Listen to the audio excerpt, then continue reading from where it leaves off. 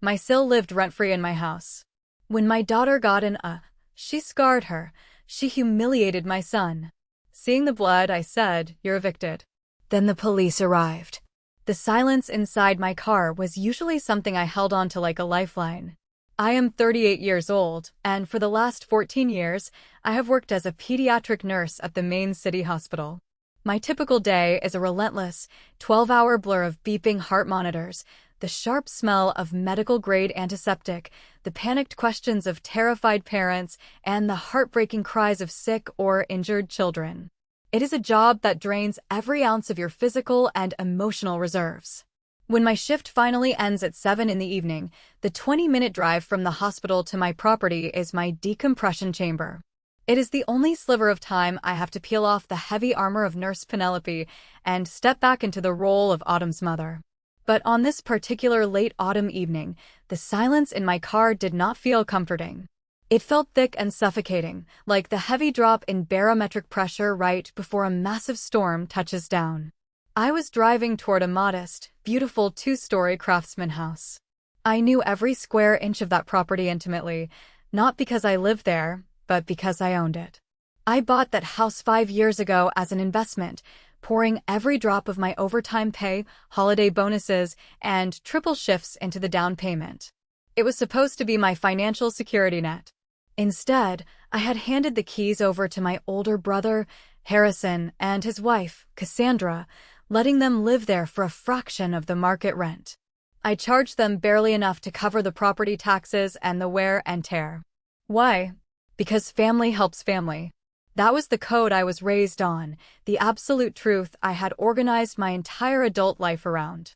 I genuinely believed it was a universal law that we all respected.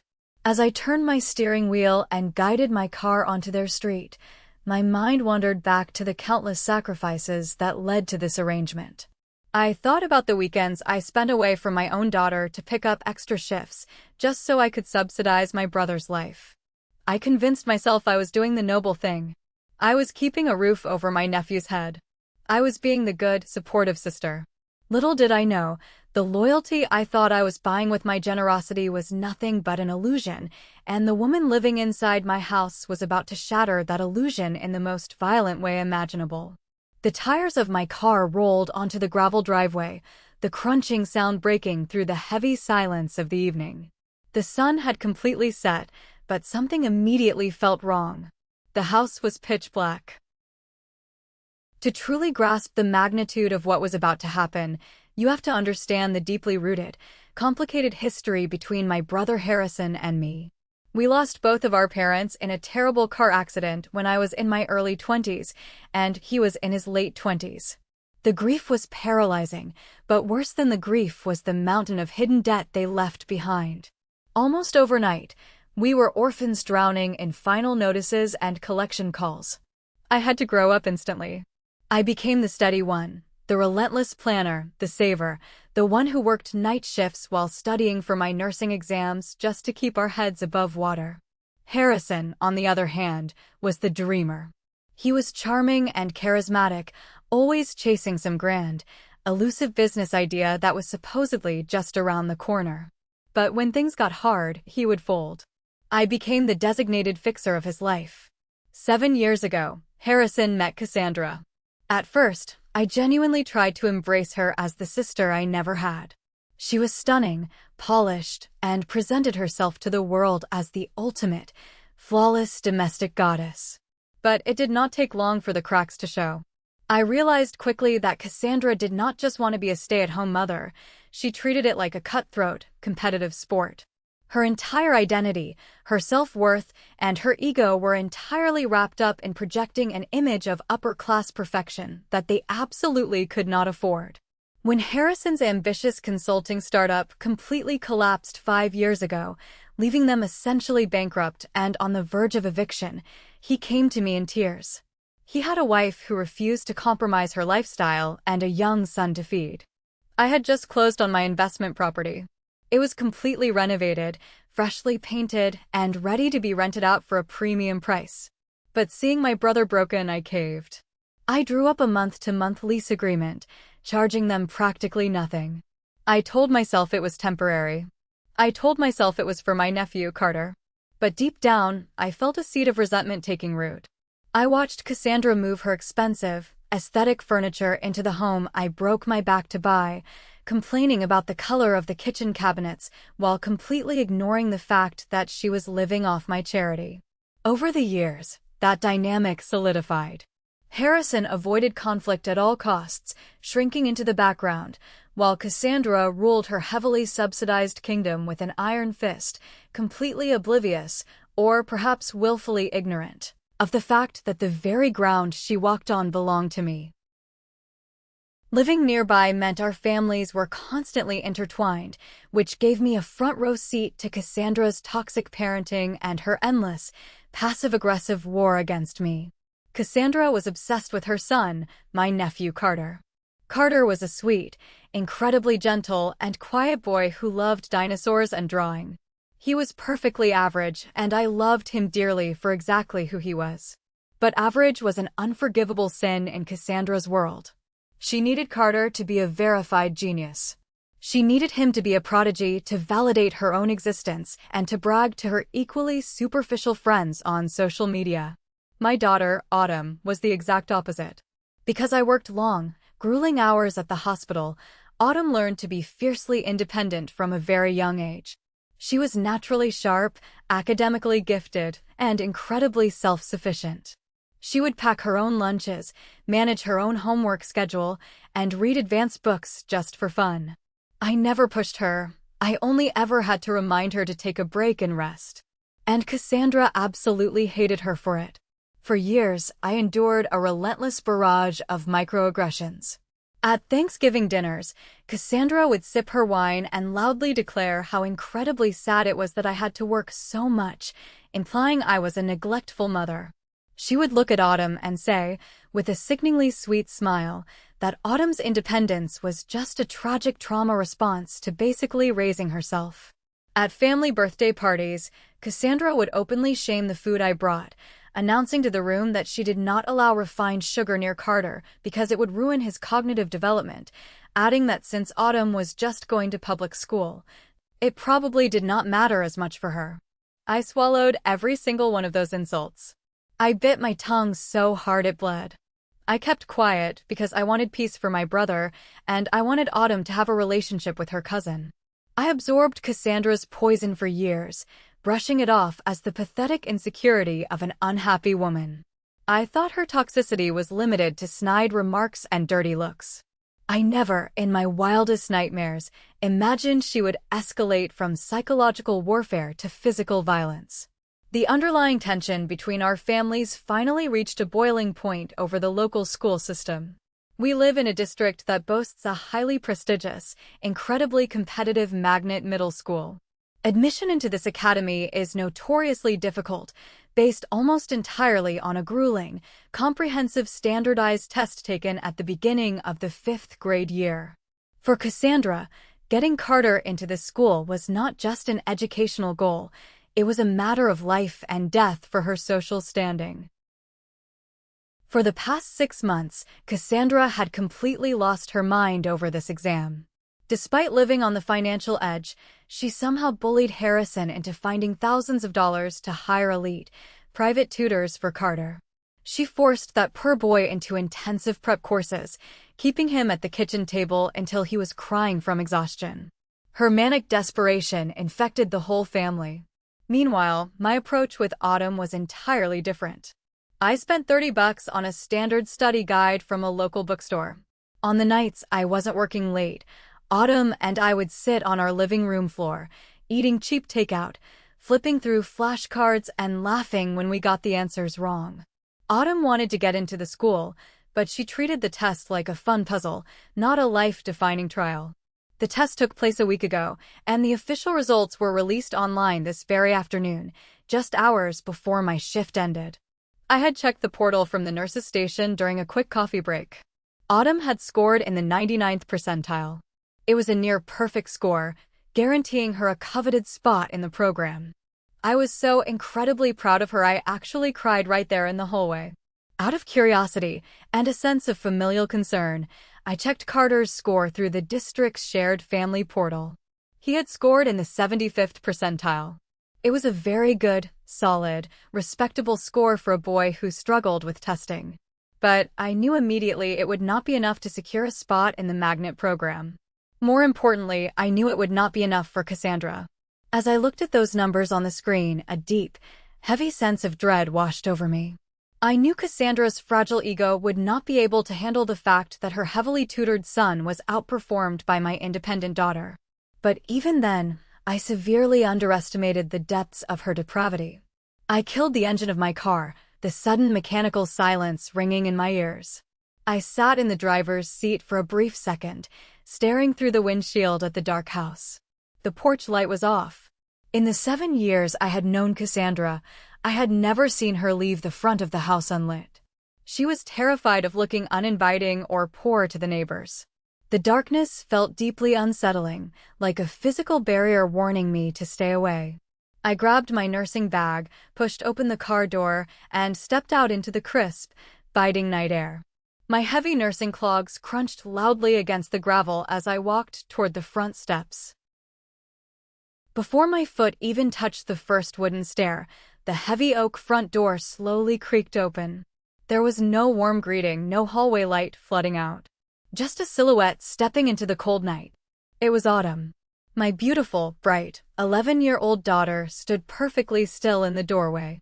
She had her school backpack slung awkwardly over one shoulder, and she was clutching her heavy math workbook tightly against her chest, holding it up high like a protective shield.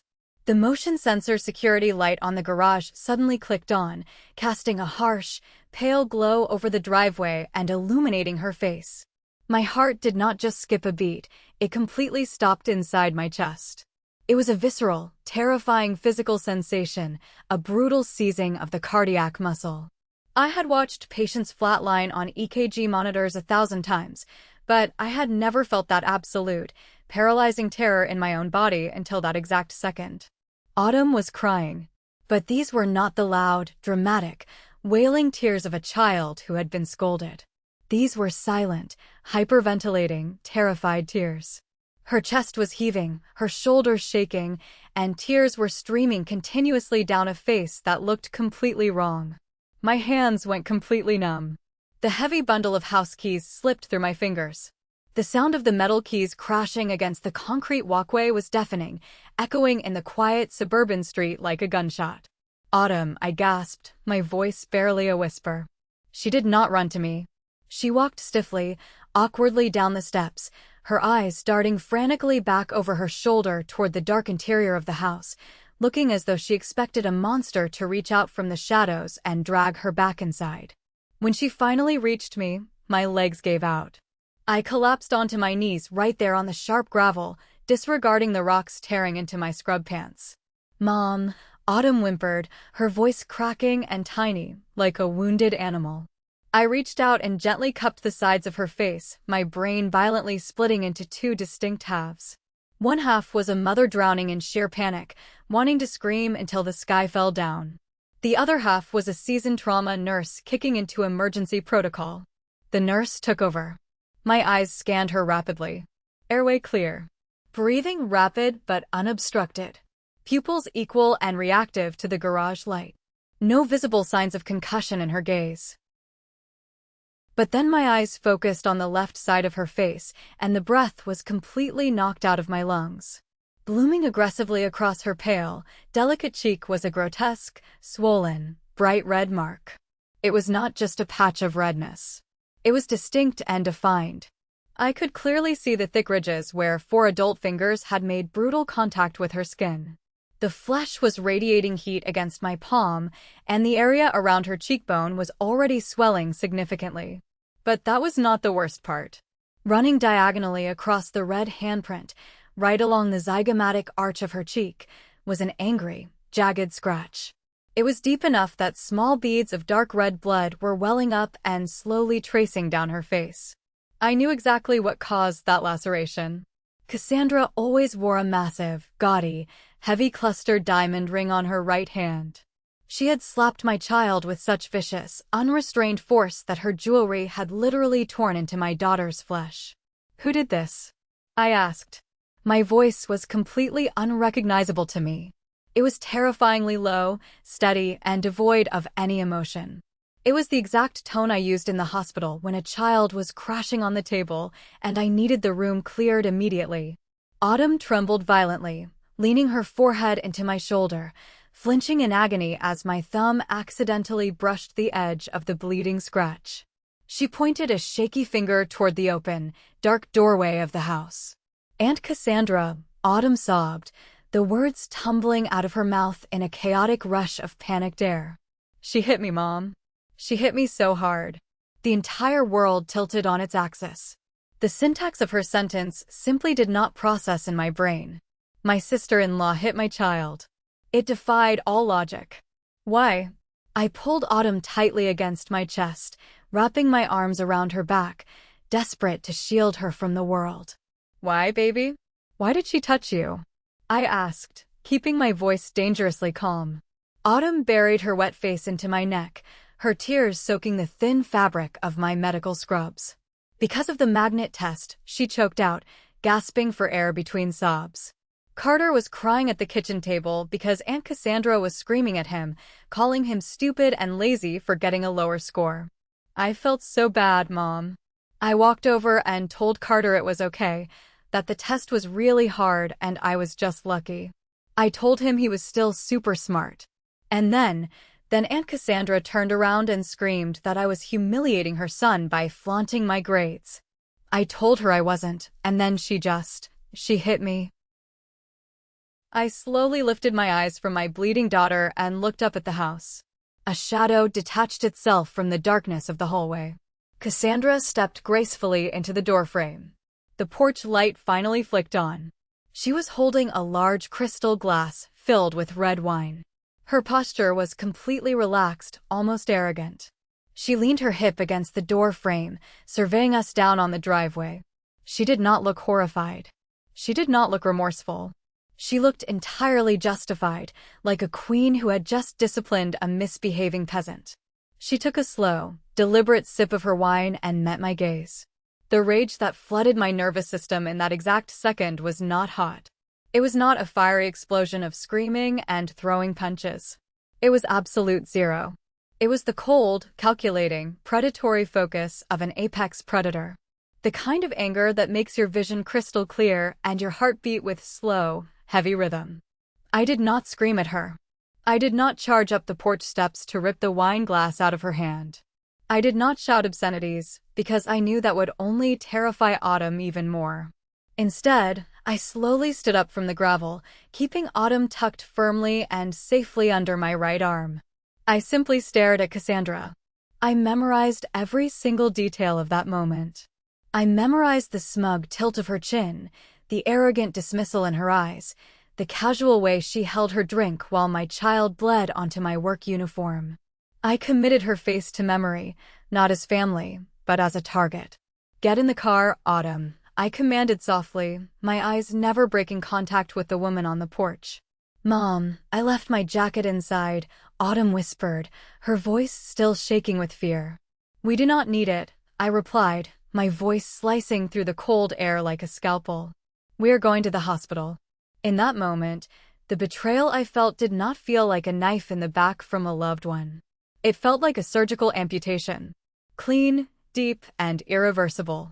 I knew with absolute, unshakable certainty that the fragile relationship I had maintained with my brother's family had just been severed forever. Cassandra thought that because she was married to my brother, because she held the title of family, she possessed some kind of magical immunity. She thought I would swallow this abuse just like I had swallowed her insults for the past 7 years, prioritizing family peace over everything else. She was wrong. She was dead wrong.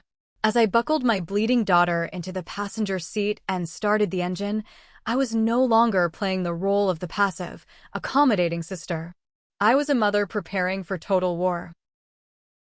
Please hit the like button, subscribe to the channel, and leave a comment with the name of the city you're watching from. Every comment helps the video reach more people. Thank you so much. The drive away from my house was completely silent, save for the hum of the car engine and the occasional, muffled sniffle from the passenger seat. My hands gripped the steering wheel so tightly my knuckles turned entirely white. I did not drive toward the massive city hospital where I worked. In a moment of crisis, my professional instincts overrode my maternal panic. I knew that if I brought Autumn into my own workplace, my colleagues would be treating her. They would be sympathetic, of course, but their personal connection to me could potentially be used by a defense attorney to argue that the medical reports were biased or exaggerated. I needed absolute, undeniable neutrality. I needed a paper trail created by complete strangers who had no personal stake in my family drama, no reason to downplay the severity of the injuries, and no reason to protect my brother's wife. I pulled into the brightly lit parking lot of an urgent care clinic located 3 towns over. As I turned off the engine, Autumn looked over at me, her eyes red and puffy. She asked me in a tiny, trembling voice if she was in trouble. That simple question shattered my heart into a million jagged pieces. I unbuckled my seatbelt, leaned over, and looked her dead in the eyes, telling her with absolute conviction that she was the victim, that she had done absolutely nothing wrong, and that I would never let anyone hurt her again. We walked through the sliding glass doors into the harsh, unforgiving fluorescent lighting of the clinic waiting room. The receptionist looked tired, but when she saw my nursing scrubs and the dark, angry handprint blooming across my 11-year-old daughter's face, her demeanor changed instantly. She did not ask unnecessary questions. She just typed furiously and rushed us into an examination room. I stood quietly in the corner of the small room, crossing my arms tightly across my chest. I forced myself to step back and be a clinical observer rather than a hysterical participant. A kind, older physician named Dr. Evans walked in. He shined a tiny penlight into Autumn's eyes, checking her pupillary response, and then carefully examined her left ear. Autumn winced and told him that she felt slightly dizzy and that there was a high-pitched ringing in her ear. Tinnitus. Hearing that word made my stomach violently drop.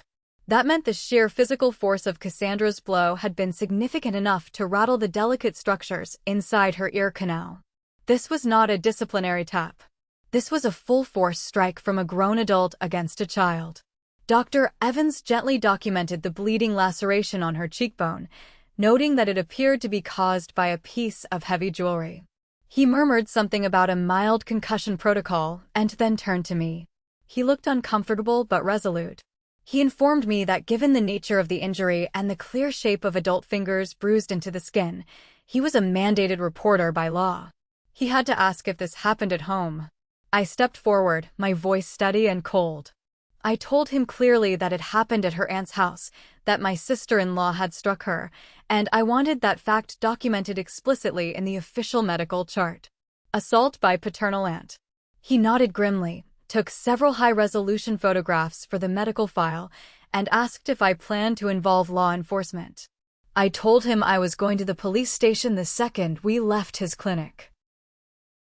While Dr. Evans was finishing up the discharge paperwork and handing Autumn a cold ice pack, I finally reached into my scrub pocket and pulled out my phone. I had kept it on Do Not Disturb while I was driving to focus entirely on keeping Autumn calm. When the screen illuminated, it revealed a chaotic flood of notifications. There were 5 missed calls from Harrison and 4 long text messages from Cassandra. I took a deep, steadying breath and opened Cassandra's texts first. I expected to see a frantic apology. I expected to see the panicked ramblings of a woman who had realized she had crossed an unforgivable line and was terrified of the consequences. Instead, I read the words of a completely delusional narcissist. Cassandra's first text read that I was overreacting by peeling out of the driveway like a maniac. Her second text stated that Autumn was being an incredibly disrespectful brat about her test grades, deliberately rubbing her success in Carter's face, and that Cassandra had simply stepped in to properly discipline her because I was clearly failing to do so. The third text warned me not to make a big deal out of this, because we were family.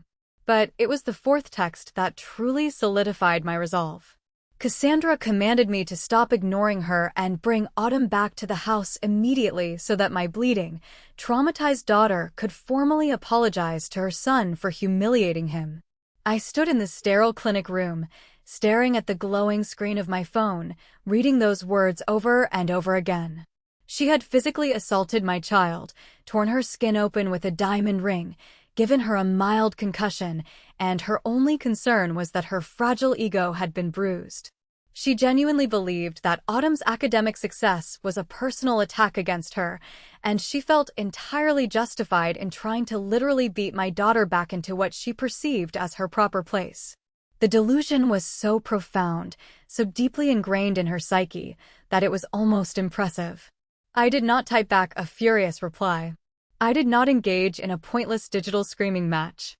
I simply and methodically took screenshots of every single text message, making sure the timestamps and her phone number were clearly visible. I then immediately emailed the screenshots to my secure work account and backed them up to my personal cloud storage.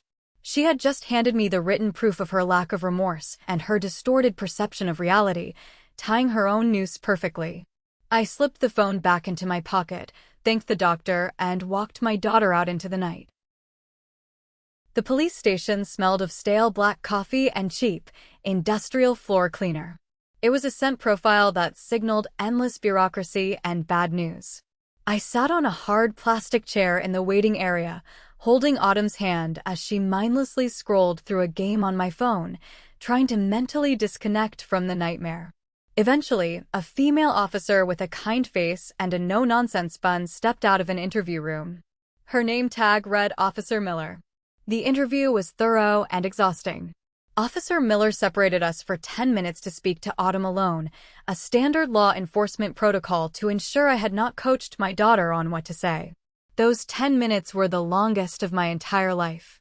I sat in the hallway, staring blankly at a Community Watch poster, listening to the tiny voice of doubt in the back of my head whispering that I was destroying my family. But every time that thought surfaced, I just looked down at the blood staining my scrubs and remembered Cassandra demanding an apology. When Officer Miller called me back into the room, she sat down and clasped her hands over the file. She told me Autumn had given a remarkably clear, consistent account of the event that perfectly matched the physical evidence and the urgent care medical report. She confirmed they had more than enough evidence to charge Cassandra with simple assault and battery on a minor. Then, she brought up the detail I had been dreading. Because an adult had committed an act of violence against a child in a home where another child lived, the police were legally required to notify Child Protective Services. They were going to dispatch a social worker to Harrison's house that very night to perform an emergency welfare check on my nephew, Carter. The thought of Carter waking up to police and social workers made my stomach turn, but I knew he was currently living with a woman who could not control her violent impulses. I told the officer to do whatever was necessary to ensure safety. Officer Miller also strongly recommended I file for a temporary restraining order immediately, noting that Cassandra's text messages showed a severe lack of remorse and a continued threat. By the time we finally arrived back at our own house, it was past 1 a.m. I tucked an exhausted Autumn into my bed, locking the bedroom door behind me. But I did not sleep. I walked into my home office, turned on the small desk lamp, and unlocked my heavy, fireproof filing cabinet. I pulled out a thick manila folder labeled with the address of the house Harrison and Cassandra lived in. Inside was the standard California residential lease agreement we had signed 5 years ago. I scanned the pages until my eyes found the specific clause regarding tenant conduct. It clearly stated that a tenant shall not endanger or interfere with other tenants, the landlord or neighbors, and shall not use the premises for any unlawful purpose. Assaulting the landlord's daughter was undeniably endangering, and it was undeniably unlawful. I opened my laptop and drafted a high-priority email to my real estate lawyer, Victoria. I laid out the entire situation, attached the police report number, the medical records, and the screenshots of Cassandra's texts. I instructed Victoria to bypass the standard 30-day notice and immediately prepare a 3-day notice to quit based on severe nuisance and illegal violent activity. I hit send, closed the laptop, and watched the sun slowly begin to rise. I was no longer just an exhausted sister. I was a landlord dealing with a massive liability, and I was about to permanently close the account. The confrontation I knew was coming did not happen over the phone. It happened on my front porch at exactly 15 minutes past 7 the next morning. I was standing in my kitchen, blindly pouring coffee into a mug, my eyes gritty and burning from complete sleep deprivation, when the doorbell suddenly rang. It did not just ring once. Whoever was outside was leaning their entire body weight against it, sending a frantic, continuous buzzing echoing through the walls. I checked the security camera feed on my phone screen. It was Harrison. He looked absolutely terrible. His hair was completely disheveled. He was wearing the exact same wrinkled clothes he had on yesterday, and he was pacing back and forth across my welcome mat like a trapped animal. I checked on Autumn to ensure she was still sound asleep, closed her bedroom door softly, and walked down the hallway to open the front door. I stepped outside and pulled the heavy door firmly shut behind me, crossing my arms defensively over my chest. Harrison gasped my name, looking simultaneously relieved to see me and absolutely terrified. He reached out with both arms, attempting to pull me into a hug. I immediately took a sharp step back. The physical rejection hit him incredibly hard. He froze, his arms hovering uselessly in the cold morning air. He started pleading with me, his voice cracking and frantic.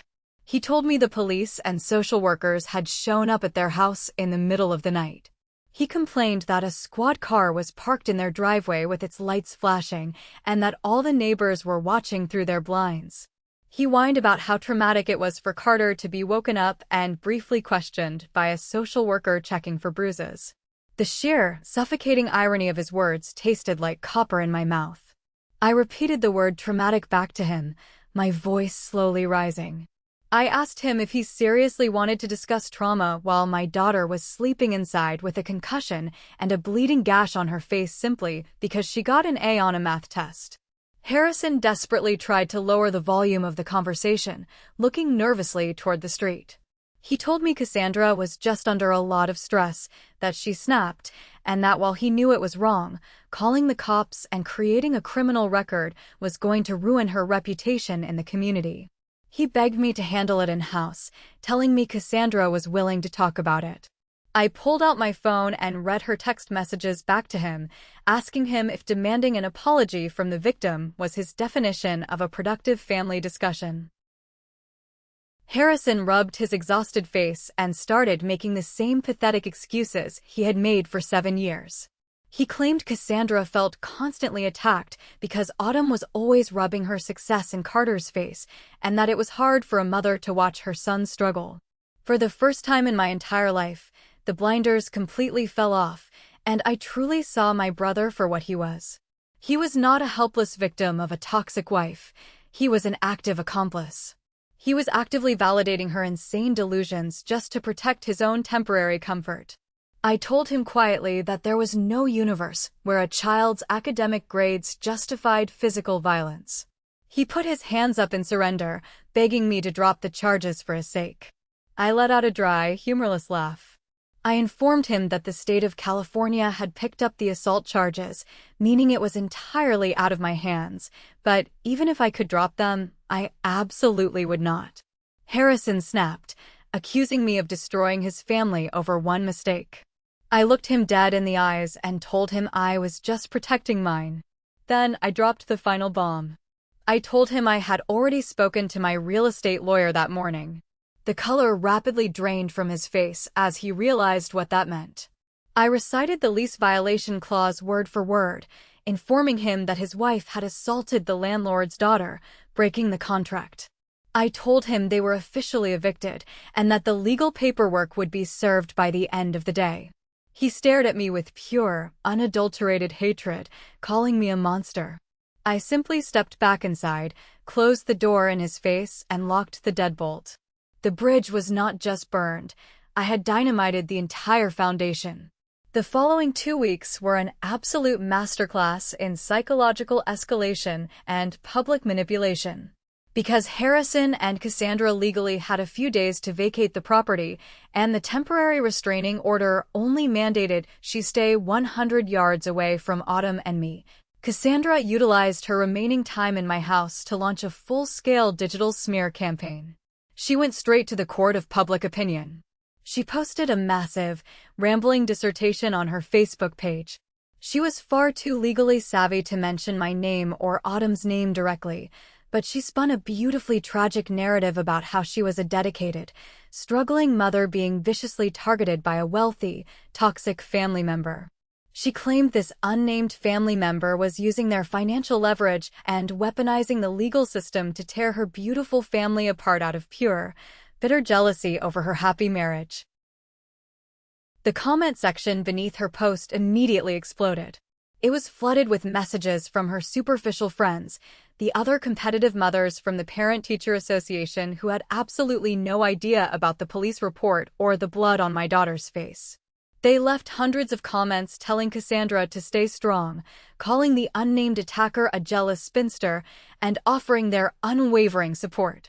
Cassandra was completely rewriting reality, painting me as the aggressive villain who was trying to make her son homeless just because I was miserable.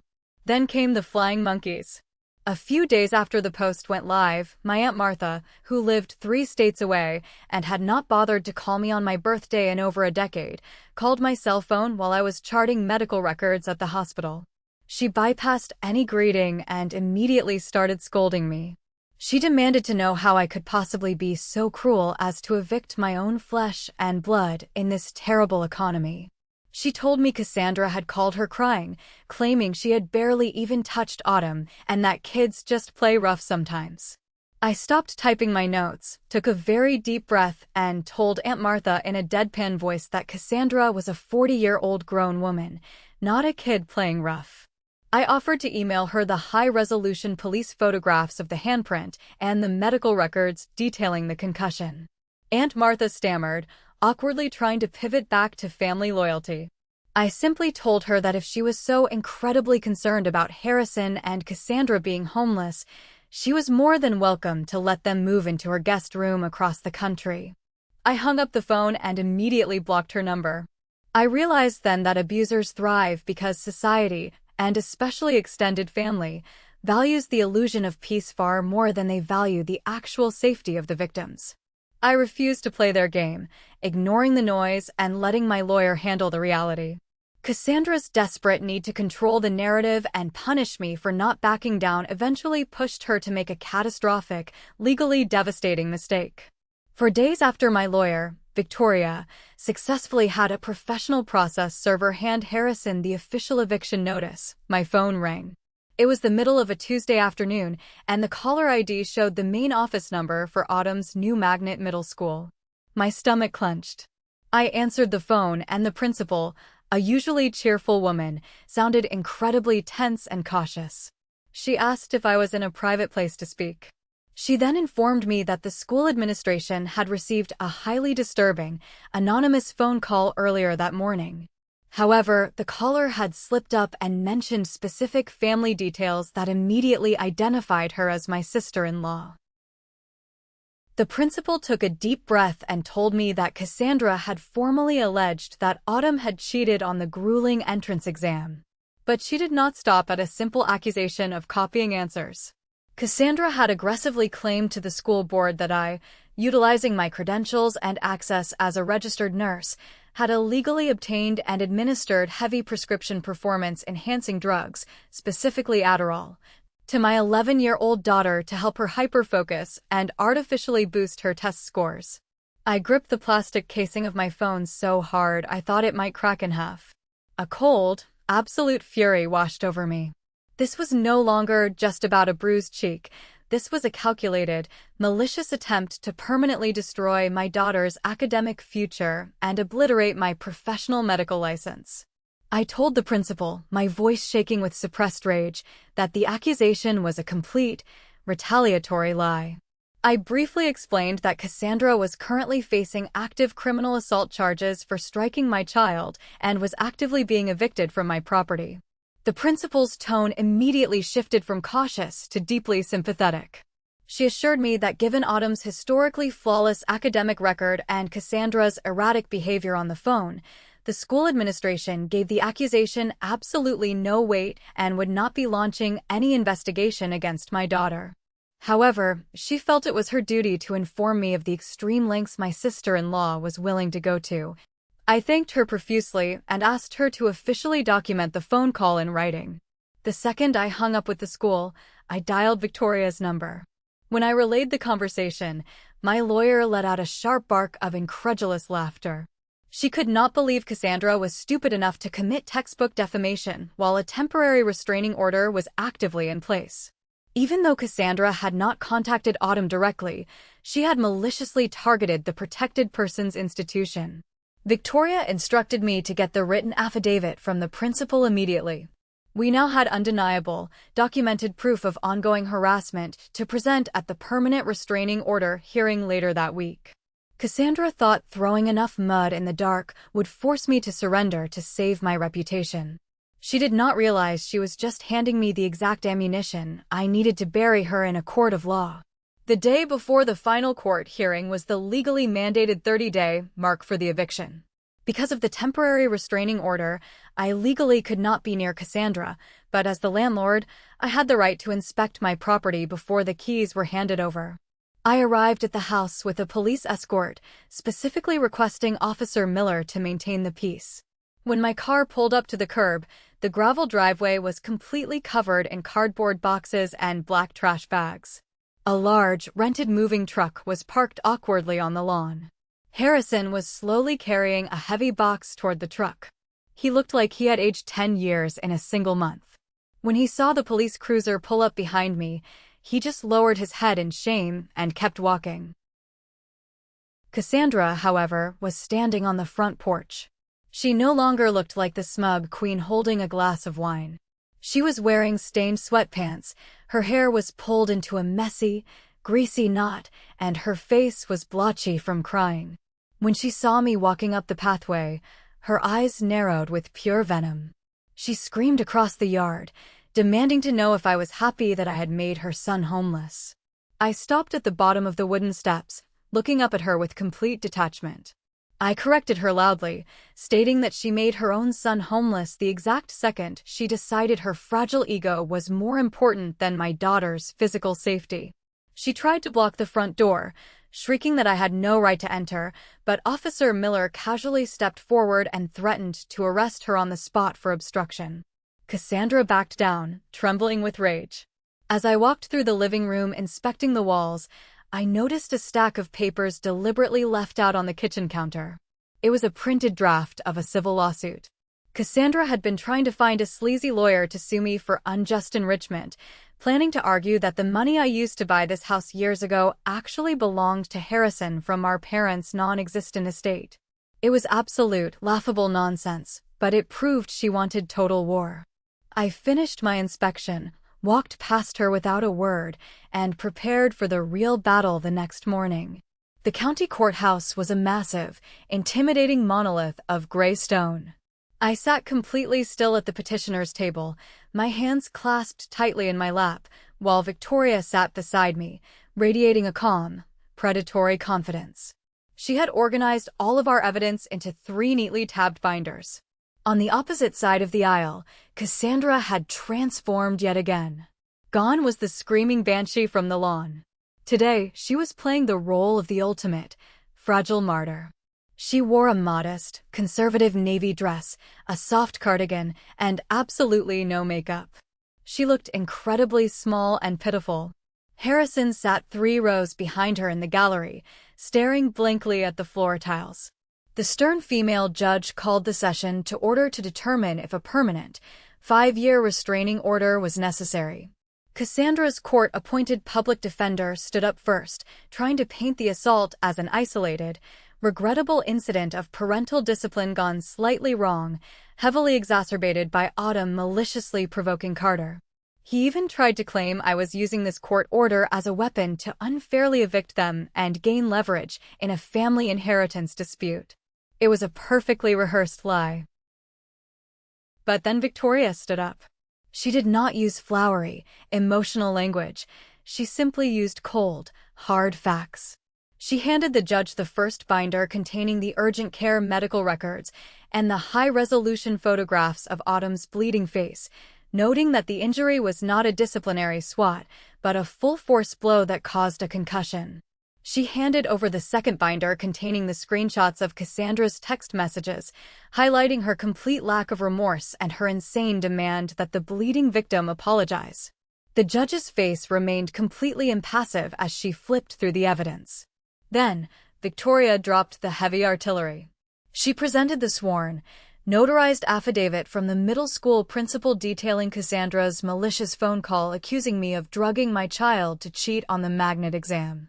The courtroom went dead silent. The fragile victim mask instantly slipped off Cassandra's face, replaced by sheer, wide-eyed panic. Victoria coldly stated that attempting to destroy an 11-year-old's academic future and a nurse's medical license was not the behavior of a remorseful mother, but the actions of a vindictive, obsessed abuser.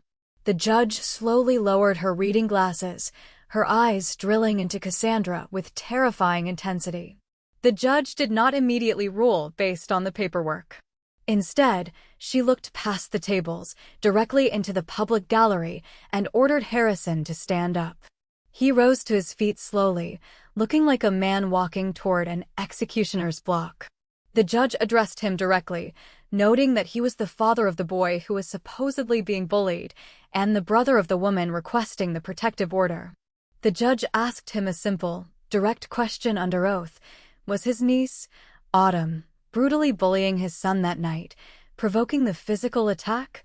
This was the ultimate pivot point of our entire history as siblings. Cassandra whipped her head around, staring intensely at her husband, her wide eyes silently screaming at him to support her lie, to save her one last time. Harrison looked at his wife. He looked at the woman who had isolated him, spent his money, and violently attacked his family. Then, he looked across the aisle at me. He saw the little sister who had bailed him out of debt, who had essentially paid his rent for half a decade, and who had always been his safety net. He took a massive, shuddering breath. In a quiet but firm voice, Harrison told the judge no. He said Autumn was not a bully. He confessed that he had heard the entire interaction from the hallway and that Autumn was only trying to encourage Carter. He admitted that Cassandra simply got angry because Autumn's test score was higher and that there was absolutely no provocation. The courtroom erupted. Cassandra completely lost her mind. Forgetting where she was, she leaped out of her chair, pointing a violently shaking finger at Harrison and then at me. She screamed at the top of her lungs that he was a spineless traitor and a liar. She shrieked that I had bought him off with my money, that I controlled everyone because I had a house and a degree, and that I was trying to steal her husband and her son. The bailiff rushed forward, placing his hand on his weapon, ordering her to sit down. She was hyperventilating, manic, and completely unhinged. In that spectacular meltdown, she proved my case far better than my lawyer ever could have. She showed the judge exactly who she was beneath the beige cardigan, a volatile, jealous, deeply unstable woman entirely incapable of controlling her rage. The judge banged her gavel, her voice cutting through the chaos like thunder. She immediately granted the permanent restraining order for a full period of 5 years, mandating zero contact with Autumn or me, including through third parties. She explicitly warned that any violation would result in immediate jail time. Furthermore, because of her erratic outburst, the judge added a mandatory psychiatric evaluation to the conditions of her pending criminal assault trial. As 2 officers physically escorted a screaming Cassandra out of the courtroom, Harrison did not follow her. He sank back onto the hard wooden bench, buried his face in his hands, and openly wept. I looked at Victoria, who gave me a small, professional nod of victory. We had won the war. But as I watched my broken brother sobbing in the gallery, it did not feel like a triumphant victory. It felt like walking through the smoking ruins of a battlefield after a devastating rescue mission. The fallout from that day in court was incredibly swift and absolute. The criminal case took a few more months to fully resolve, but faced with the overwhelming medical evidence, the text messages, and the official court transcripts of her unhinged outburst, Cassandra's defense attorney strongly advised her to take a plea deal. She pleaded no contest to misdemeanor assault on a minor. She avoided prison time, but she was sentenced to 2 years of strict probation, mandatory, intensive anger management classes, and 100 hours of grueling community service. The criminal conviction completely shattered her carefully curated life. The superficial PTA mothers she desperately tried to impress immediately dropped her. Her flawless, upper-middle-class image was permanently stained. More importantly, the family court system intervened. Citing Cassandra's documented instability, her criminal conviction, and the ongoing investigation by Child Protective Services, the judge granted Harrison primary physical custody of Carter during their formal separation.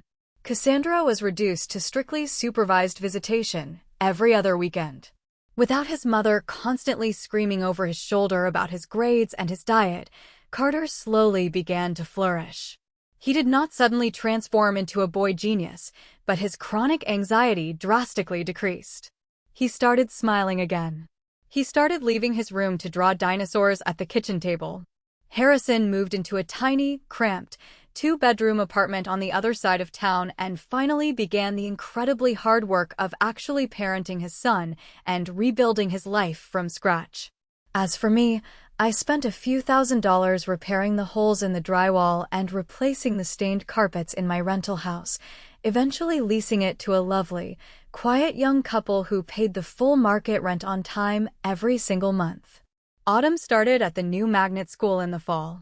The physical scar on her cheekbone eventually faded into a thin, barely noticeable white line, though I know the emotional betrayal of that night will take much longer to fully heal.